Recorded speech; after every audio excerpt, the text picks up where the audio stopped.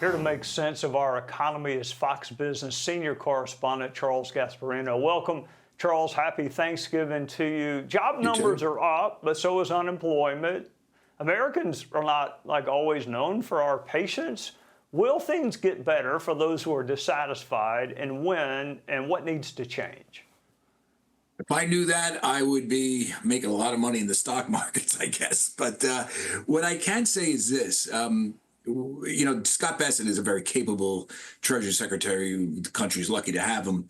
But he's absolutely wrong when he says that the president or the administration is not trying to change minds of Americans. All you have to do is listen to Howard Lutnick recently talk about, how it's a hoax that people feel this way, that everything is really rosy. And even the president engages in that sometimes. So I would say that, this is an administration that, had a set of policies. Some of them were incredibly pro-growth. The continuation of the first-term tax cuts, deregulation, drill, baby, drill. All those are positives for the economy, particularly deregulation. It kind of ushered in this new technology known as AI, which I believe will have more positive than negatives.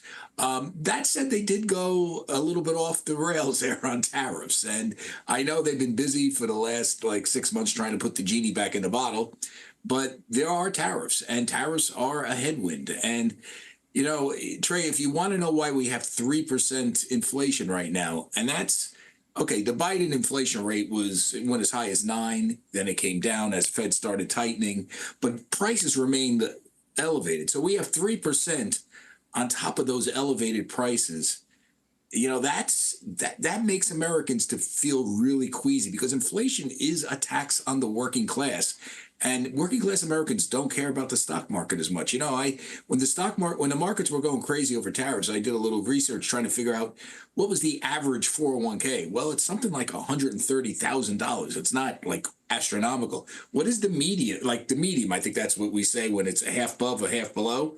That's something at $50,000. So Americans generally are not feeling the wealth effect of the markets directly. They may in their pensions and all that, if you're a school teacher or a cop, I get that, but you can't touch that money. So I think inflation is kind of where Americans feel the brunt of policy making the most. And we don't have prices that are below where they were before Biden started. And, to some extent, Trump won during COVID. We printed a lot of money back then. There was a lot of asset inflation that went on during COVID, during the lockdowns. As they locked down the country, they just printed money and assets went through the roof between houses and stocks and everything else.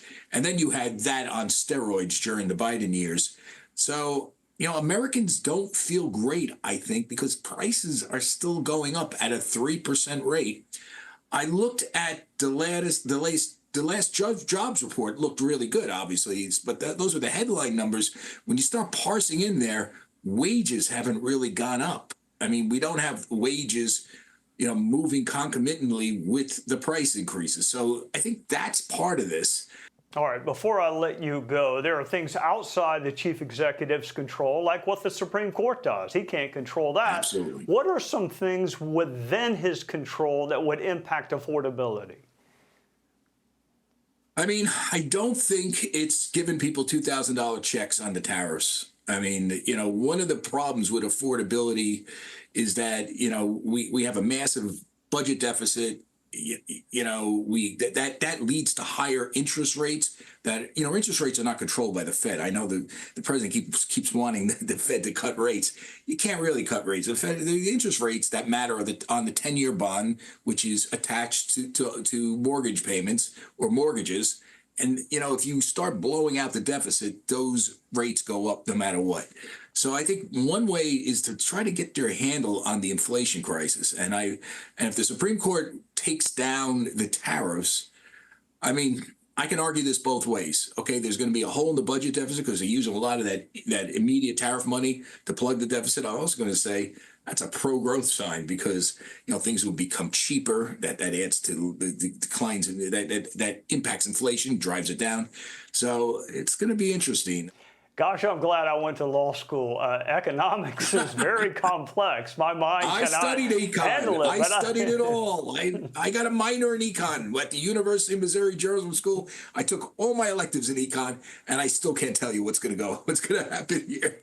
Well, that makes me feel better. Happy Thanksgiving nonetheless, even though I do too, my not friend. understand economics. I do understand Thursday. Happy Thanksgiving. Me too. Thank you. Hey, Sean Hannity here. Hey, click here to subscribe to Fox News YouTube page and catch our hottest interviews and most compelling analysis. You will not get it anywhere else.